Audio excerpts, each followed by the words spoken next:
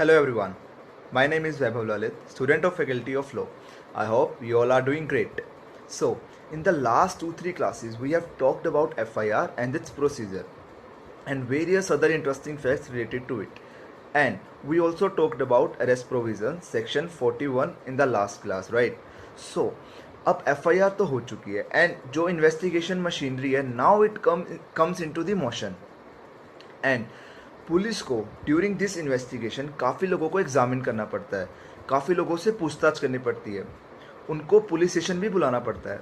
सो आज का लेक्चर काफ़ी इंटरेस्टिंग है, नॉलेजेबल होने वाला है. In this lecture, we will be dealing with all these aspects which are given in the CRPC under section 160, 161 and 162.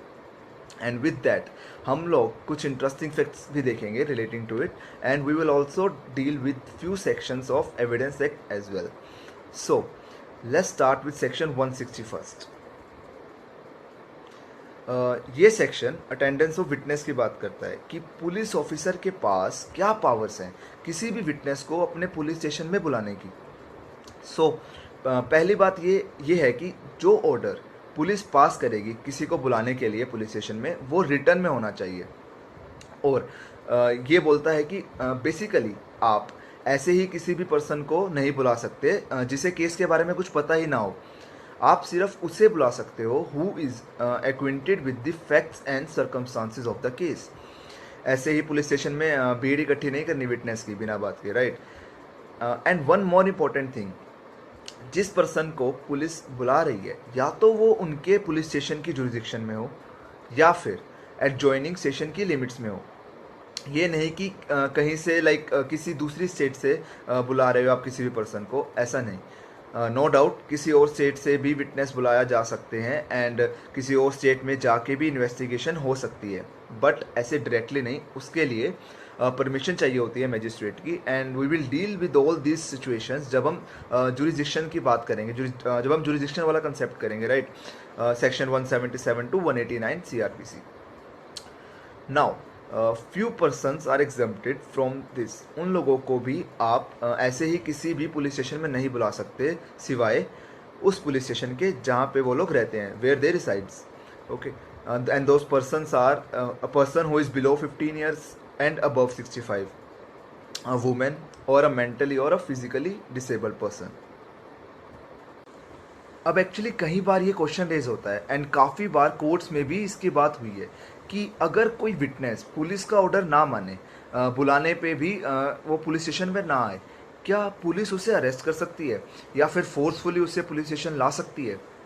नहीं, पुलिस ऐसा कुछ भी नहीं कर सकती.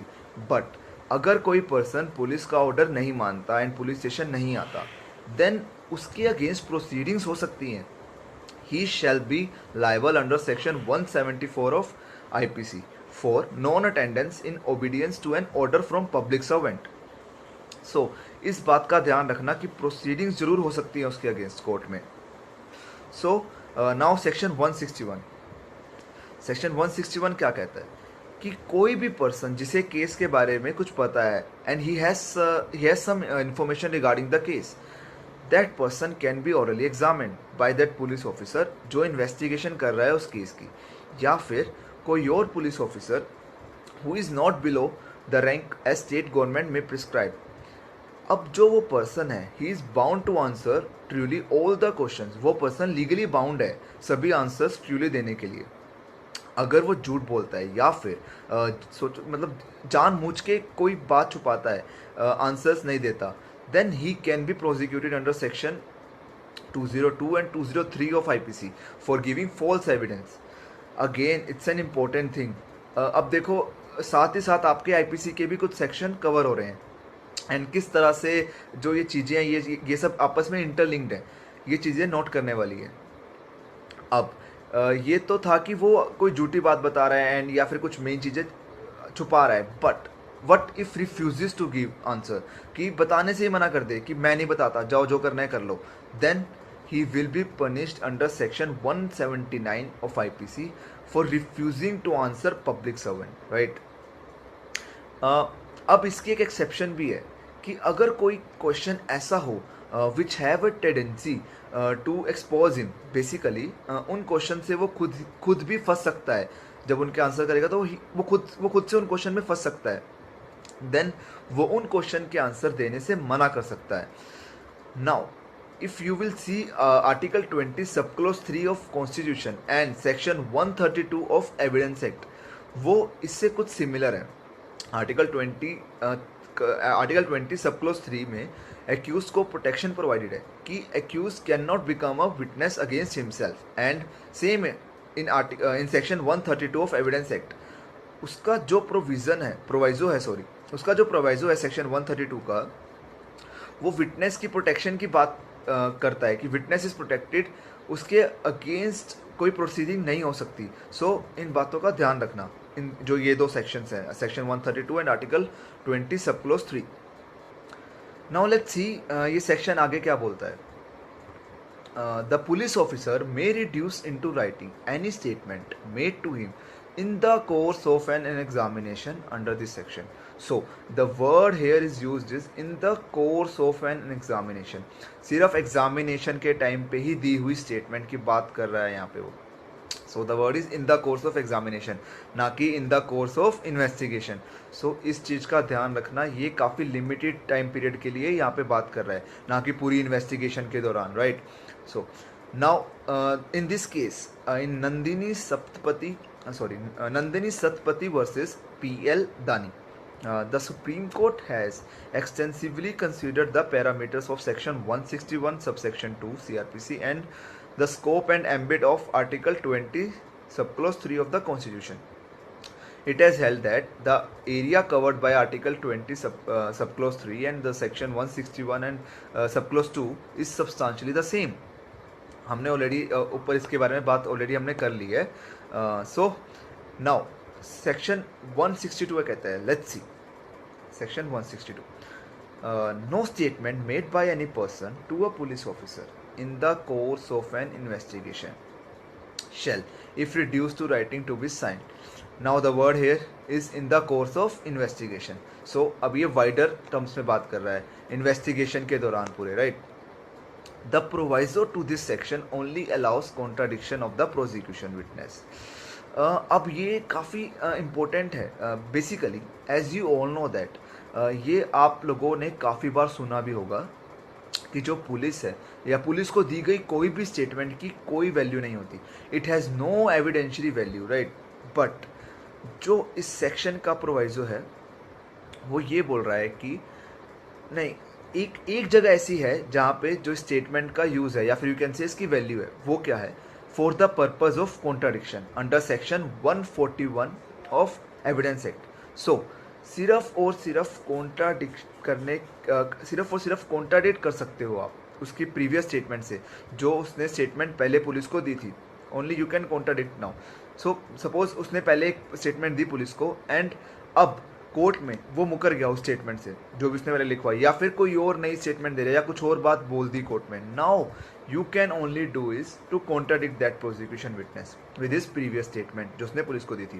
बट ओवरऑल हम लोग देखते हैं कि पुलिस को भी कोई भी दी गई पुलिस को स्टेटमेंट उसकी कोई वैल्यू नहीं होती। अब ऐसा क्यों होता है, एंड मैंने इसमें स्लाइड में लिखा भी है, बताया भी है कि इसके पीछे ऑब्जेक्ट क्या है, what is the object behind this. The object of this section is to protect the accused both against overzealous police officer and untruthful witnesses. So जैसा कि हम लोगों ने पहले भी बात हम लोग कर चुके हैं एडवर्सेरियल सिस्टम वाले लेक्चर में, राइट। अगर वो लेक्चर आप लोगों ने नहीं देखा तो एक बार देख लेना, बट स्टिल मैं फिर भी इस लेक्चर में अब आपको बता रहा हूँ। बेसिकली जो पुलिस है ना, वो एडवर्सेरियल सिस्टम में एक्यूज्ड के अगेंस्ट सारे एविडेंस कलेक्ट करती है। He plays the role on the opposite side of the accused. So अब जो पुलिस है वो ऑलरेडी एक्यूज के अगेंस्ट सब कुछ कलेक्ट कर रही है। सो अब उस पुलिस ऑफिसर की बातों पे you can not trust, right. Obviously वो उसके अगेंस्ट ही सब प्रेजेंट करेगी, इसलिए एक्यूज को प्रोटेक्ट करने के लिए ये सेक्शन है। I hope you got some clarity now. There are 2 exceptions in this as well. One is Dying Declaration, section 32 subsection 1 of Evidence Act. अब वो क्या कहता है अब आप लोगों ने सुना होगा कि अब ऐसा कहते हैं कि कोई भी पर्सन मरते टाइम कभी भी झूठ नहीं बोलता। सो हम लोग उसकी बात का विश्वास कर लेते हैं कि मरते समय कोई भी पर्सन कभी भी झूठ नहीं बोलता, एंड प्रिज्यूम करेंगे कि उसने सब कुछ सच ही बताया होगा पुलिस को। सो इस केस में भी उसकी जो वैल्यू है काफ़ी, उस स्टेटमेंट की जो एविडेंशियल वैल्यू वो बढ़ जाती है डाइंग डिक्लेरेशन वाले केस में। एंड एक और सेक्शन है हमारे पास, सेक्शन 27 ऑफ एविडेंस एक्ट। वो क्या बोलता है? वो कहता है कि अगर कोई चीज़ डिस्कवर होती है, या फिर सपोज कोई मान लो वेपन डिस्कवर हुआ on the information, on the basis of that information जो पुलिस को दी, उस इंफॉर्मेशन के बेस पे जो पुलिस को दी, उसके इंफॉर्मेशन के बेस पे कोई वेपन डिस्कवर हो गया। अब उस चीज़ का एज अ एविडेंस, और उस जो स्टेटमेंट उसने दी उसकी अब एक एविडेंशियल वैल्यू जो है वो जनरेट हो गई, राइट। सो कुछ इंपॉर्टेंट पॉइंट्स जो हमने आज के लेक्चर में देखे हैं, and these important points are: if a person does not come on the notice given by the police officer, basically जब in section 160 CrPC police officer जो है वो अपना बुला रहा है किसी पर्सन को फॉर द अटेंडेंस, किसी विटनेस को बुलाता है, एंड वो नहीं आता उसके बुलाने पे, then that person can be punished under section 174 IPC. And if a person omits to give or give false information, अगर इन सेक्शन 161 सीआरपीसी में अगर एग्जामिनेशन के टाइम पे अगर पुलिस ऑफिसर कोई क्वेश्चन पूछ रहा है बेसिकली उससे उस केस से रिलेटेड, एंड वो जानबूझ के झूठी इन्फॉर्मेशन दे रहा है, फॉल्स इन्फॉर्मेशन दे रहा है, तो वो ही can be liable under section 202 and 203 of IPC. And suppose if refuses, मना ही कर दे आंसर करने से कि मैं नहीं करूँगा answer, then he can be liable under section 179 IPC. And now this section 132 of Indian Evidence Act basically ये protection provide करता है विटनेस को अगेंस्ट द आंसर। बेसिकली अगर उससे कुछ ऐसे क्वेश्चन पूछे गए एग्जामिनेशन के टाइम पे जिससे कि उसको मजबूर किया गया बेसिकली आंसर देने के लिए।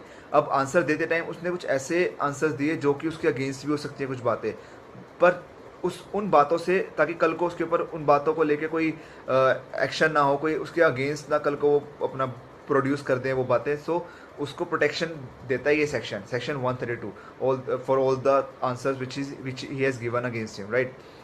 So I hope you like the video. Please subscribe the channel for more videos, and don't forget to share it with your friends. And in the next lecture we will talk about the confession and statement given to the magistrate under section 164 CRPC with more interesting facts. And tab tak ke liye bye bye, stay safe and stay healthy. Thank you.